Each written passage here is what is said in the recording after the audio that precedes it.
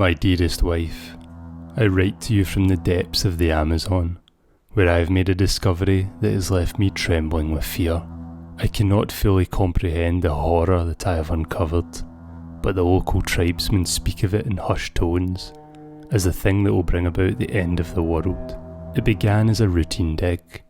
We were uncovering artifacts we expected to be there, but then we came across ruins we did not recognise.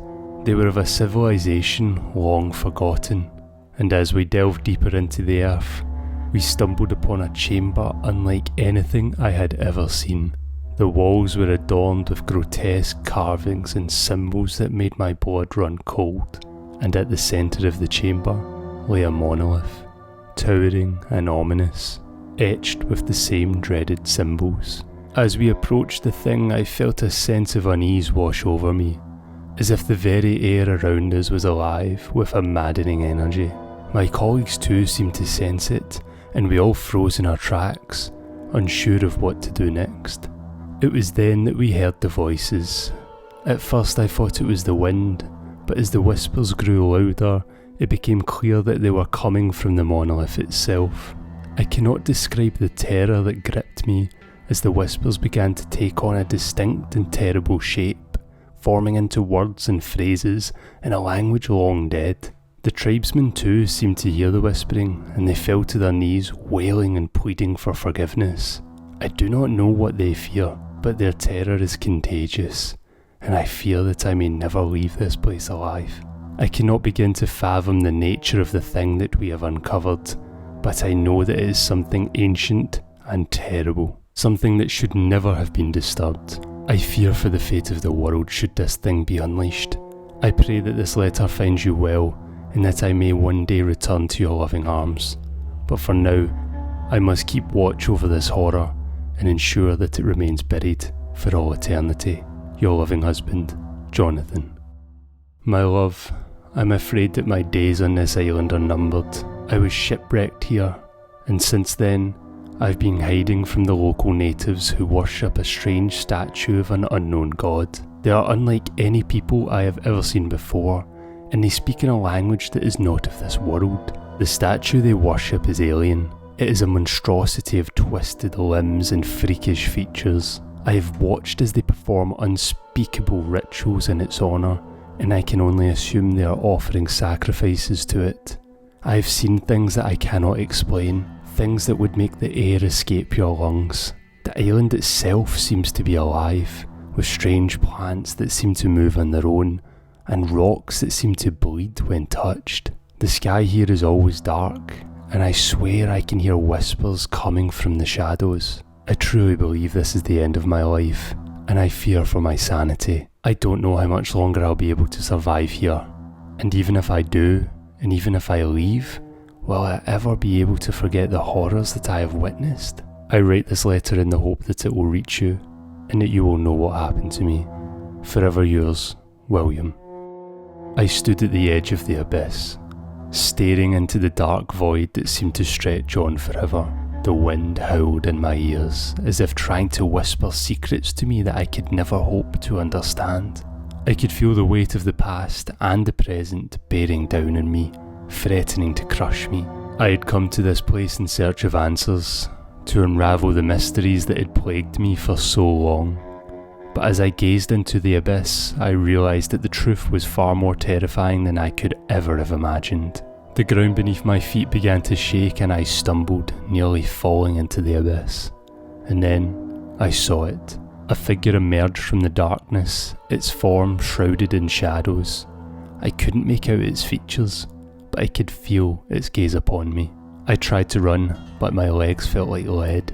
I was trapped in the clutches of an ancient, unspeakable thing. It reached out with its long, slender appendages, and I could feel them wrap around my body, pulling me closer and closer to the abyss.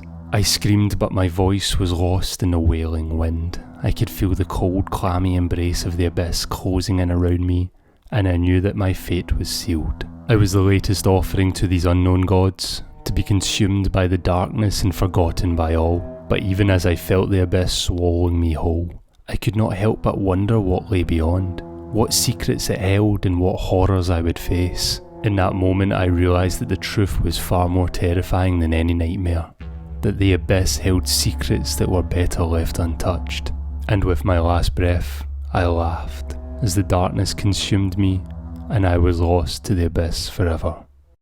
It just felt like turbulence at first, but then the sky turned green and the clouds oozed with a spiteful substance. We were no longer flying, we were suspended inside a burbling bulb of sorts. The other passengers seemed unaware, the attendants remained strapped in their seats, and the captain didn't even come over the speaker. We all just sat in silence. The children on board didn't even cry. It was when I glanced across the aisle and through the neighbouring window I saw it, a gargantuan dark shape lumbering through the clouds. My body went stiff. Despair coursed through me. The thing turned its head towards us, and that's when its golden eyes pierced my soul. The plane shuddered and normality returned. Murmuring sound of chatter filled the plane, but I was on the floor, with 2 men holding me down and 2 attendants standing over me. This was 6 years ago, and I'm still locked away, and you finally be the one to believe me. At first I thought I was still dreaming, but when I walked out of my cabin, I realised it was all too real. I walked through the ship, searching for any signs of life, but there were none. It was as if everyone had vanished into thin air. I decided to check the crew quarters on the bottom deck, and as I turned a corner, I saw a door. It was sealed with an organic-looking substance that seemed to writhe and pulse. The world went dark, but the door beamed with light, and that's when I heard the voices. 1,000 tongues speaking in 1,000 languages I could not comprehend. I didn't know where the door led, but I was compelled to open it. I needed to open it. A gust knocked me down as soon as my hand pulled down on the bubbling handle. I could not make it out, but there was a dark mass down in the belly of the ship. I was not alone aboard this vessel, and the company I kept was not of my world. The ship was its prison, and I was its prey. My name is Thomas Marsh, second mate aboard the merchant vessel Yarra Mawson. I am writing this farewell note in the hopes it will find its way to my family. The Mawson was attacked by something from the depths, a creature from the blackest pits of the unknown. Its form defied description. My crewmates are gone. I was barely able to escape in this life raft, but still the creature nears. It hunts me. I can still hear its unearthly call in the distance, drawing closer with each passing gust. To my beloved wife and children, know that I love you all with every fibre of my being, and I'm sorry for leaving you. I pray that this note finds you and brings you some measure of closure.